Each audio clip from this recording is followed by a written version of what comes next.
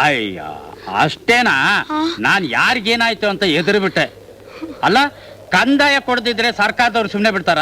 ಆ ಸರ್ಕಾರ ನಡ್ಸೋದ್ ಬೇಡವಾ? ಅವ್ರಿಗೆಲ್ಲ ಸಂಬಳ ಕೊಡೋದ್ ಬೇಡವಾ? ಮಾಡ್ಲಿ ಬಿಡೋ, ನಮ್ಮನೆ ಏನ್ ಜಪ್ತಿ ಮಾಡ್ತಿಲ್ವಲ್ಲ. ಇದೇನೋ ಸಿದ್ದರಾಮಯ್ಯ ಹಿಂಗನ್ಬಿಟ್ಟೆ. ನೀವಸಿ ಅವ್ರಿಗೆ ತಳಾರಾಗಿ ಕೂತ್ಕೊಂಡ್ ಮಾತಾಡೋ ಬಾ ಅಂತ ಹೇಳ್ಬಾ. ಊರಿನ ಜನಕ್ಕೆ ಅವರು ದನ ಬಡ್ದಂಗ್ ಬಡಿತಾವ್ರ ಕಣ್ಲಾ. ಬಡಿಲಿ ಬಿಡಜ್ಜಿ, ಈ ಜನ ಅದಕ್ಕೆ ಲಾಯಕ್ಕು. ಉಪಕಾರ ಮಾಡಿದವ್ರಿಗೆ ಉಪ್ಪರಿಗೆ ಮೇಲೆ ಕೂರ್ಸೋದ್ ನಾನು ನೋಡಿದ್ದೀನಿ. ಅಲ್ಲ, ಇಷ್ಟಕ್ಕೂ ಪೊಲೀಸ್ನವ್ರು ನನ್ನ ಮಾತು ಕೇಳೋದಕ್ಕೆ ನಾನೇನ್ ಮಿನಿಸ್ಟ್ರಾ? ಅಲ್ಕಣ್ ಮಗ, ಈ ಜನರ ಸಹವಾಸ ನನಗ್ ಸಾಕಾಗಿದೆ. ನೀವು ಹೋಗಿ ಉಂಡು ಮಲಕ್ಕೋ. ಊರು ಸಾಬ್ರಿ ನಮಗ್ಯಾಕೆ? ಆಯ್ತು ಬಿಡಪ್ಪ, ನಾ ಹೋಯ್ತೀನಿ. ಅವ್ವ ಮುನ್ಸ್ಕೊಂಡು ಹೋಗ್ತಾ ಇದ್ದೆ, ಮನಸ್ ತಡಿನಾರ್ದ ಅಲ್ಲಿಂದ ಓಡ್ ಬಂತು.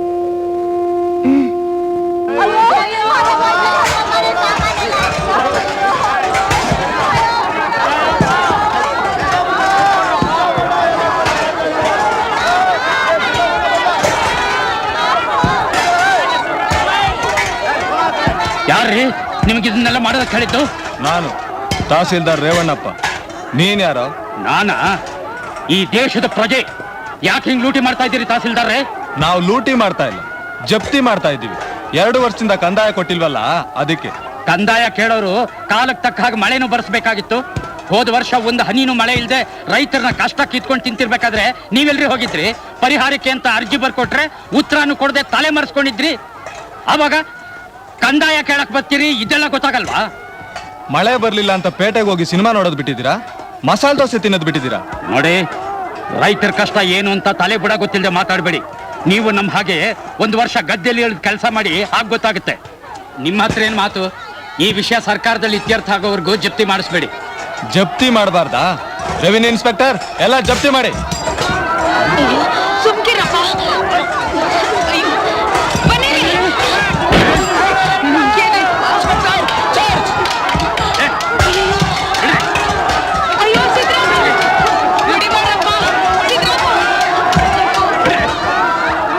ಹಲೋ ಹಲೋ, ನಿಮ್ ಪೊಲೀಸ್ ಸ್ಟೇಷನ್ಗೆ ಬೆಂಕಿ ಬಿತ್ತು ಅಲ್ರಿ? ನೀವೇ ಹೀಗಂದ್ರೆ ಹೇಗ್ರಿ? ಏನಾಯ್ತಾ? ಏನ್ ಆಗ್ಲಿಲ್ಲ ಅಂತ ಕೇಳಿ. ಅಲ್ರಿ, ಒಬ್ಬ ಸಾಮಾನ್ಯ ವಿಲೇಜರ್ ಒಬ್ಬ ಗೆಸ್ಟೆಡ್ ಆಫೀಸರ್ ಮೇಲೆ ಕೈ ಮಾಡೋದು ಅಂದ್ರೆ ಏನ್ರಿ ನಮ್ಮ ಮರ್ಯಾದೆ? ನಮ್ಮ ದೇಶದ ಕಾನೂನು ಕಟ್ಲೆ ಎಲ್ಲ ಕತ್ಲೆ ಕೋಣೆ ಸೇರಿ ನೇಣು ಹಾಕೊಂಡು ಸತ್ತೋದೇನ್ರಿ ಅಂತ ನಾನು ಕೇಳೋದು. ಇವತ್ತು ಒಬ್ಬ ಗೆಸ್ಟೆಡ್ ಆಫೀಸರ್ನ ಕುಗ್ದ, ನಾಳೆ ನನ್ನ ನಿಮ್ಮನ್ನು ಪಟ್ಟೆ ಒಗೆದು ಬಿಡ್ತಾನೆ. ಹಿಂಗಾದ್ರೆ ನಾವು ಮರವಾದಸ್ಥರು ರಾಜಕಾರಣಿಗಳು ತಲೆ ಎತ್ಕೊಂಡು ಓಡಾಡೋದು ಹೆಂಗೆ? ಕಂಪ್ಲೇಂಟ್ ಸಿಕ್ತಾ? ಸರಿ, ಮತ್ತಿನ್ನೇನು? IPC 302 ಹಾಕೊಂಡು ಜಡಿಯತ್ತಾನೆ. ಆಗಕ್ಕಿಲ್ವಾ ರೇ? 302 303 ಅದೆಷ್ಟೊಂದು ನಂಬರ್ ಅವೆ ನಿಮ್ ತಾವ? ಯಾವ್ದೋ ಒಂದು ಹಾಕೊಂಡು ಜಡದ ಒಳಗಡೆ ತಳ್ರಿ ಅವನ್ನ. ಅಯ್ಯಯ್ಯೋ,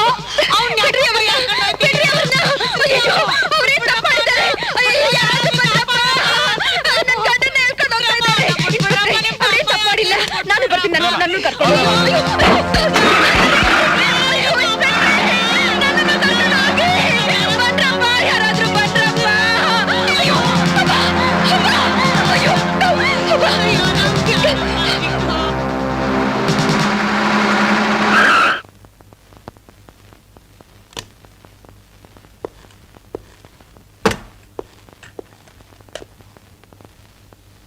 ಮರ್ಯಾದೆಯಿಂದ ದಾರಿ ಬಿಡಿ, ಇಲ್ಲ ಅಂದ್ರೆ ನಾವು ಸತ್ರು ಸರಿಯೇ, ಕೂಚಾಗ ಬಿಟ್ಟು ಹೇಳಕ್ಕಿಲ್ಲ. ಕಳ್ಸ್ರ ಅವನ್ನ.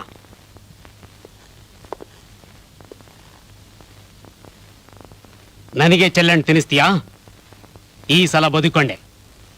ಎಲ್ಲಿ ಹೋಗ್ತೀಯಾ? ಇನ್ನೊಂದ್ಸಲ ಸಿಗ್ತೀಯಾ? ನೋಡ್ಕೋತೀನಿ. ದಾರಿ ಬಿಡ್ರಮ್ಮ.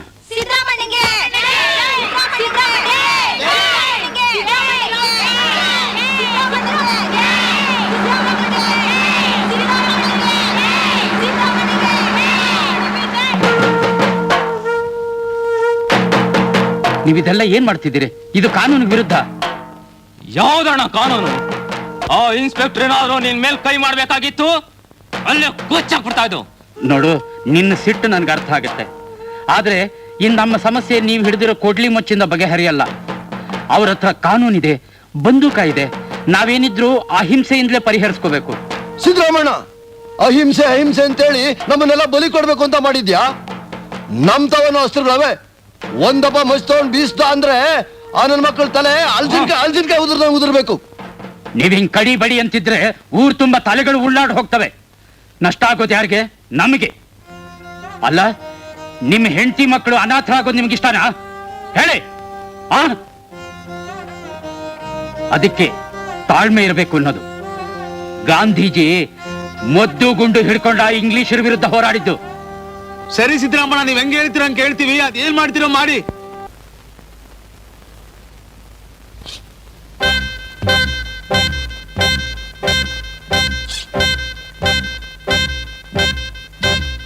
ಬೇಕೇ ಬೇಕು ಪೊಲೀಸರ ದೌರ್ಜನ್ಯಕ್ಕೆ ಬೇಕೇ ಬೇಕು.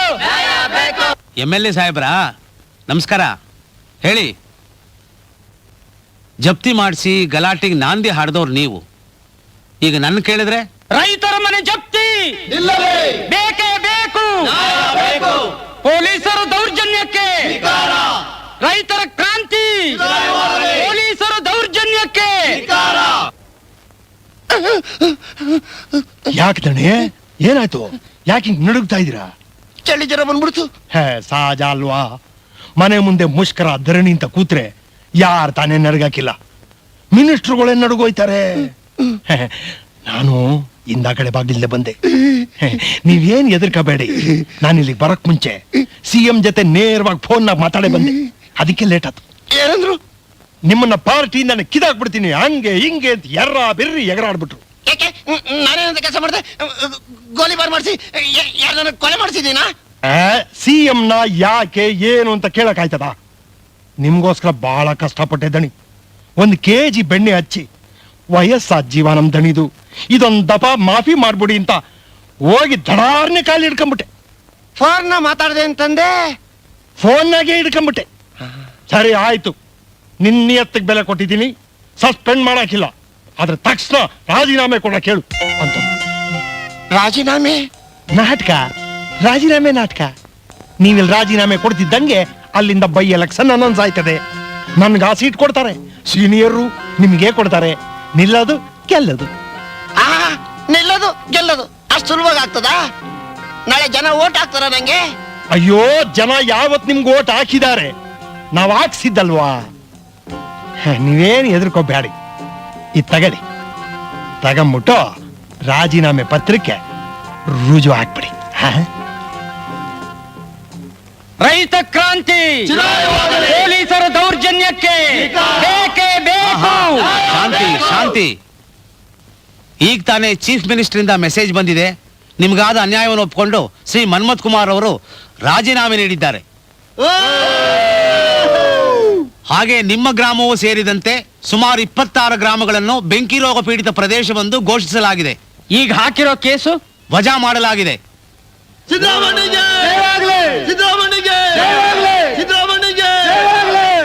ರಾಸ್ಕಲ್ ಬಡ್ಡಿ ಮಗನೇ, ನನ್ನ ಹತ್ರ ರಾಜೀನಾಮೆ ಬರ್ಸ್ಕೊಂಡು ನೀನು ಹೋಗಿ ಟಿಕೆಟ್ ತಗೊಂಬಂದ್ಯಾ?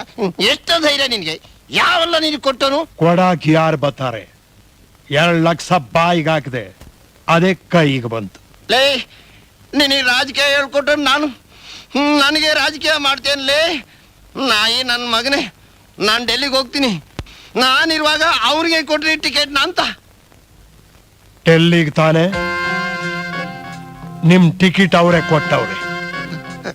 ಏನಿದು? ಆಸ್ಪತ್ರೆಗೆ ಅಂತ ಸಾರ್ವಜನಿಕರಿಂದ ಹಣ ತಗೊಂಡು ದುರುಪಯೋಗ ಪಡಿಸ್ಕೊಂಡಿದ್ದಕ್ಕೆ ಶೋಕಾಸ್ ನೋಟಿಸ್. ಶೋಕಸು? ನೋಡ್ಸಿದ್ರಾಮು, ಈಗ ಎಲೆಕ್ಷನ್ ಬಂದಿರೋ ವಿಚಾರ ನಿನಗೆಲ್ಲ ಗೊತ್ತೇ ಇದೆ. ನಮ್ಮ ಕ್ಷೇತ್ರದಾಗೆ ಈ ಪುಂಡು ಪೋಖ್ರಿಗಳು ರಾಜಕೀಯಕ್ಕೆ ಬಂದು ನಮ್ಮ ಹಳ್ಳಿ ಕೆಲಸ ಎಲ್ಲ ಒಂದೂ ಆಗದೆ ಹಾಗೆ ಹಿಂದುಳಿದು ಬಿಟ್ಟೈತೆ. ಅದಕ್ಕೆ ನಿನ್ನೆ ರಾತ್ರಿ ನಾವು ಹತ್ತಳ್ಳಿ ಮುಖ್ಯಸ್ಥರೆಲ್ಲ ಸೇರ್ಕೊಂಡು ಮಾತುಕತೆ ಆಡಿ ಒಂದು ತೀರ್ಮಾನಕ್ಕೆ ಬಂದಿದ್ದೀವಿ. ಅದ್ ಸರಿ ಶಿವರಾಮೇಗೌಡ್ರೆ, ನಿಮ್ಮ ತೀರ್ಮಾನಕ್ಕೂ ನನಗೂ ಏನ್ ಸಂಬಂಧ ಹೇಳಿ? ಸಂಬಂಧ ಇರೋದಕ್ಕೆ ಬಂದಿರೋದು. ಓಟ್ ಹಾಕನ ಅಂದ್ರೆ ಒಳ್ಳೆ ಕ್ಯಾಂಡಿಡೇಟೇ ಇಲ್ಲ, ಏನ್ ಮಾಡೋದು?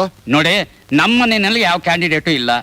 ಇದ್ದವ್ ನಾನೊಬ್ಬ, ನಿಂತಿದ್ದು ಆಯ್ತು, ಸೋತಿದ್ದು ಆಯ್ತು. ಅಜ್ಜಿಗೆ ವಯಸ್ಸಾಯ್ತು, ನನ್ನ ಹೆಂಡ್ರು ನಿಲ್ಲಲ್ವಂತೆ. 3 ಓಟ್ ಇದೆ.